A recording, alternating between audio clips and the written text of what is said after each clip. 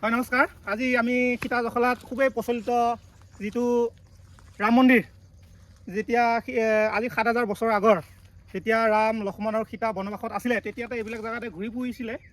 ইয়াৰ কাহিনী বহুতজন কথা কয় যে ইয়াতে লৱ কুশ ডাঙৰ হৈছিলে, খেলিছিলে, সেইবোৰ শিলাৰ চিন এইটো কিন্তু সকলো মিছা কথা। মই জানাত যিখিনি জানো সেইখিনি মোৰ পৰা ক'ব বিচাৰিছোঁ।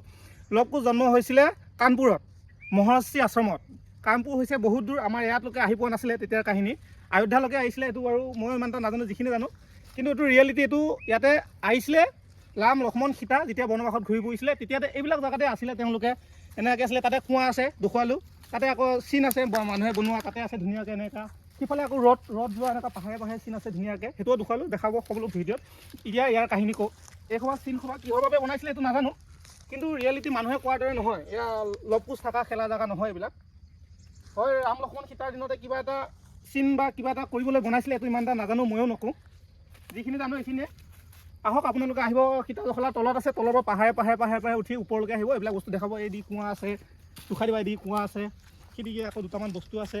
আৰু ইফালে ওপৰফালে উঠি গ'লে ধুনীয়াকৈ ৰদ যোৱা চিন আছে, এনেকৈ পাহাৰে এনেকৈ নামি যায় তলত। এতিয়া তললৈকে যাওঁ, তললৈকে কিছু কথা জানিম তাতে আকৌ।